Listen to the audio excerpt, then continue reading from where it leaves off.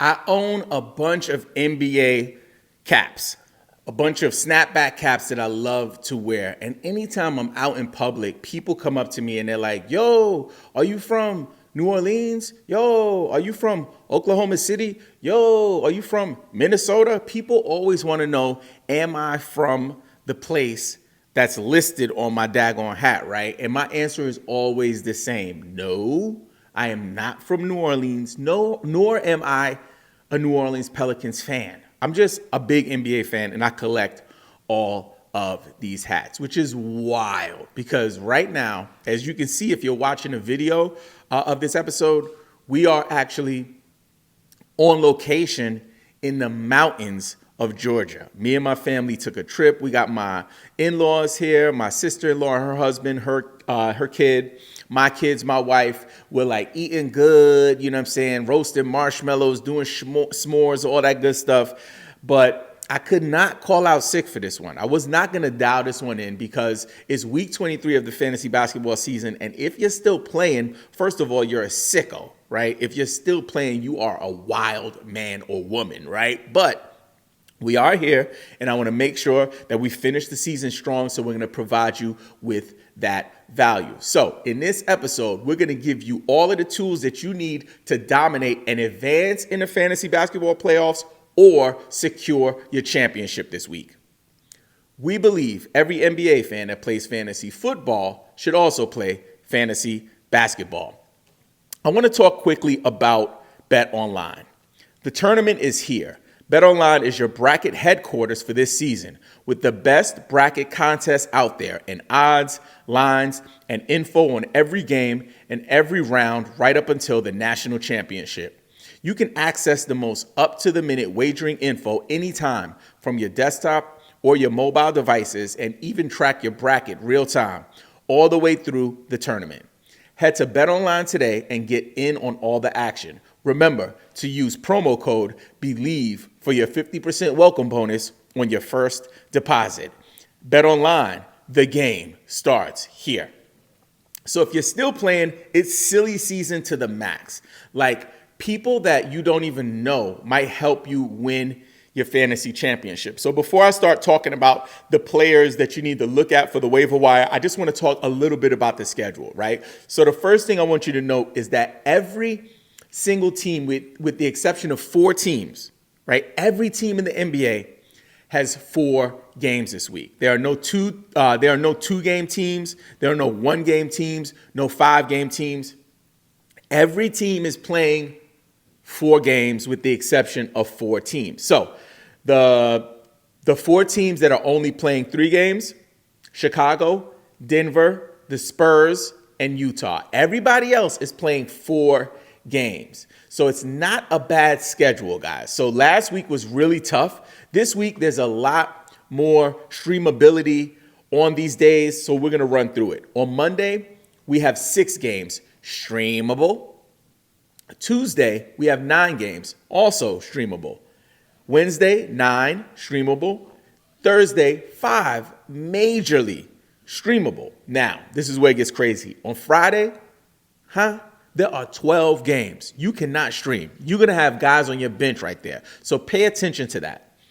Saturday, we have another streamable day with 4 games happening. And then Sunday, you cannot stream. We have 13 games, which is wild, right? So what you want to really do is be mindful of the players that are rocking on the Friday and Sunday, right? So those are the days, like, if you have lower tier players, people that you're like kind of holding on to but aren't so crazy about, let's say, you have a player on the level of, let's say, a DeAndre Hunter or somebody that helped to get you to this week, but you feel like, you know what, it's not going to really work because he's playing either the Friday or Sunday, then you have to make your adjustments, right? So don't be afraid to drop these guys to stream in more valuable pieces.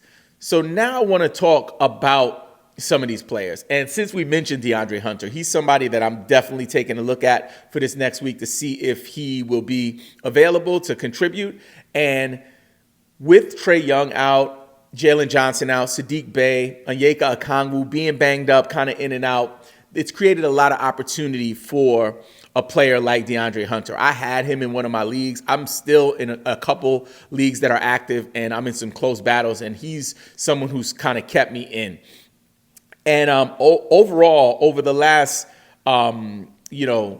few weeks with him getting the usage bump, he's definitely taken advantage of it. And in his last 19 games, he's averaging 17.4 points per game, 3.4 rebounds, 1.4 assists, and 0.7 steals, right? So this is a really, really good stat line or average stat line for a player that you're grabbing off the waiver wire. So I would definitely give him a look.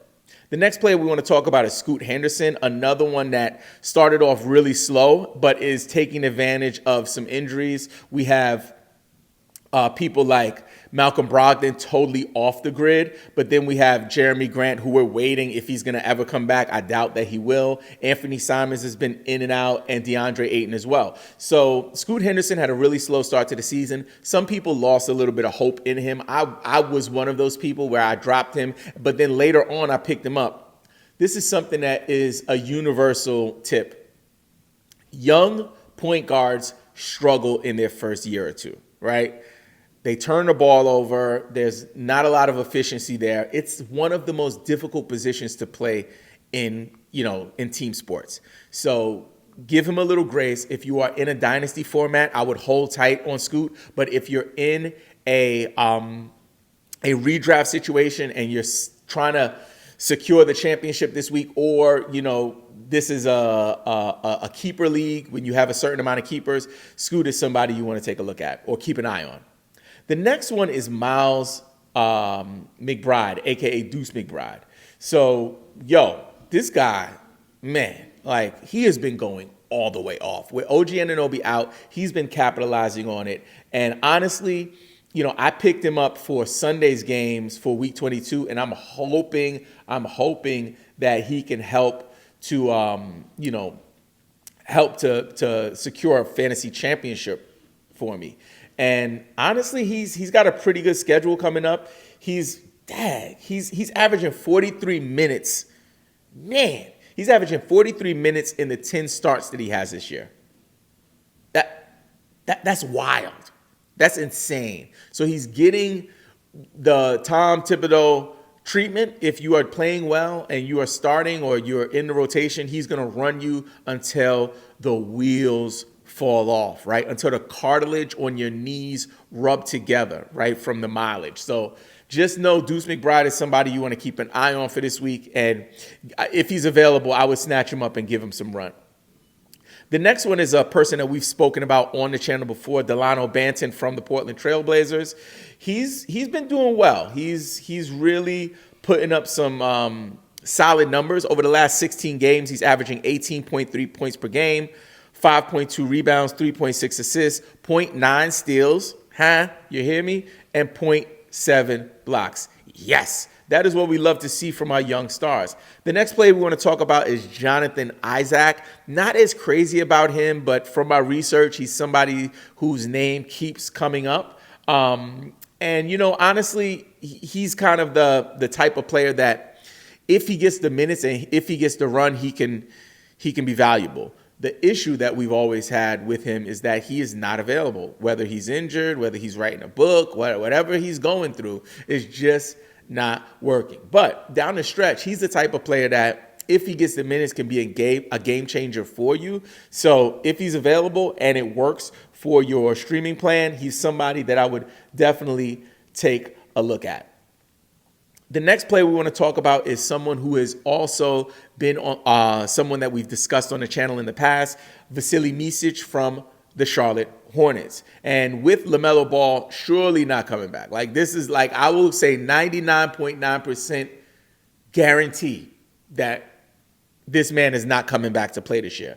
So Vasilij Micić, if you didn't know, your man was a European star. He won an MVP in the EuroLeague. The man can play some basketball. So he had some tough weeks during the playoffs where we had to drop him because the Hornets had a 2-game week in the playoffs. But now, this is the time to fire him up. In his last 12 starts over the last month, Micić is averaging 14 points per game, 2.5 rebounds, and check this out, y'all. Come in close. 5.7 assists. Come on, man. 0.9 steals, and for my category league players, 1.2 threes per game. He's also shooting 50% from the field and 89% from the free throw line. Man, he has been a top 100 player during this time. So you know what we got to do if he's available. Top is off, boobies is out, hair blowing in the wind. Convertible status, grab yourself some Vasily Micic. Next player we're going to talk about is Toumani Camara from the Portland Trailblazers. Again, another player that might get some run based on injuries. And again, not somebody I'm super crazy about, but definitely someone that his name is coming up in fantasy circles. The next player is Nick Richards from the Charlotte Hornets. Mark Williams has been banged up, and honestly, he's been taking advantage of the opportunity. Since the trade deadline, Nick is averaging 10.7 points per game, 9.2 rebounds, and 1 block over that 21 games span. So he's somebody that's been on my roster, been off my roster. This is the week that he could push you over the edge. So take a look out and see if he's available. The next player we want to talk about is Rui Hachimura from the Los Angeles Lakers. Definitely someone that could help you out this week, and also someone that will most likely be available. Honestly, there's been a trend over the last couple of days with Anthony Davis and LeBron James resting some games here and there. So I don't know if they're really banged up or if they're trying to prepare for whatever their matchup is going to be in the playoffs, because it looks like they might be able to secure that 8th seed. So Rui will get some run. So don't be disappointed if he flops, because the thing about Rui is either he hits or he flops. He rarely goes in the middle. When he has a good game, it's a good game. But when he stinks up the joint, man, hot dog water. It is not good. Dumpster juice shots from the bar. It is not a good look. But it's somebody I would definitely roll my dice on. Next player we're going to talk about, somebody that I love, Trayce Jackson-Davis. He's looking like he might be the big man for the future on the Golden State Warriors. We had a bunch of drama recently with Draymond Green acting wild, cursing out officials. I could do a whole episode on that, but had Steph Curry crying, y'all. Steph was on the court I don't believe it. It gets like this, and this is just on a human level. I got to do a quick Draymond rant. So you got a friend, right? And every time you take that friend out with you, he starts a fight. And then you find yourself now I'm because my friend is fighting, now I got to fight. Now I got to break up a fight, or I got to get in a fight. We're in these brawls every time we go out. It's going to get to a point that when you start going out with this friend, you're going to see him start something, and you're just going to turn your back and be like, I can't anymore because it's too toxic. I think that's what the Golden State Warriors are going through with Draymond Green right now. Honestly, I think it might be time for them to move on. He's hurting the team more than he's helping the team. So a player like Trayce Jackson-Davis can be a nice piece to really, really help to rebuild the Warriors and get them back into at least a playoff form, because they look like they might not even make the play-in, y'all. Huh? The Warriors is going to miss the playoffs? And they grabbed CP3, all of these moves they made, is just kind of a hot mess. So over the last 12 games, Trayce Jackson-Davis is averaging 10.8 points per game, 7.4 rebounds, and 1.9 assists. And check this out, y'all. You're going to love this. 1.8 blocks per game. Let that sink in. Good to me. Next player we want to talk about is Trey Mann from the Charlotte Hornets. Again, taking advantage of LaMelo Ball's absence. Definitely a player that can contribute to your team. Over the last, over his last 18 starts, he's averaged 12.2 points per game, 4.9 rebounds, 5.1 assists, and he's logging 31 minutes per game. He's also adding 1.6 steals per game. Next player we want to talk about is Corey Kispert from the Washington Wizards. He's widely available. He is someone that another team that's like not playing for anything. They're just kind of testing out the players that they have. Marvin Bagley Jr. III is another player on that team that I would be taking a look at. But Corey Kispert is definitely someone you want to keep an eye on. Over the last 10 games, he's averaged 15.8 points per game, 3.1 3-pointers, and 34 minutes per game. Next up, we're going to do our fantasy basketball mailbag. We have one question from the group. Again, I'm doing this show at an odd hour. I'm recording in the daytime. Typically, we record at nighttime, but I had to get this one off. And this one is from my man, Ant Tech. He says, what do we do as fantasy basketball managers to hold us over during the offseason? I love this question. If you can transition your league, into a keeper league, right? If you can do that. If you can't do that, what I would recommend that you do is stay active in our community. On our Discord, we'll be talking NBA. If you tune in on our YouTube channel, on our TikTok, on our Instagram channel, this is how you stay active. Because for me, I really want to get more fantasy basketball managers to try Dynasty, because Dynasty is fantasy basketball year round.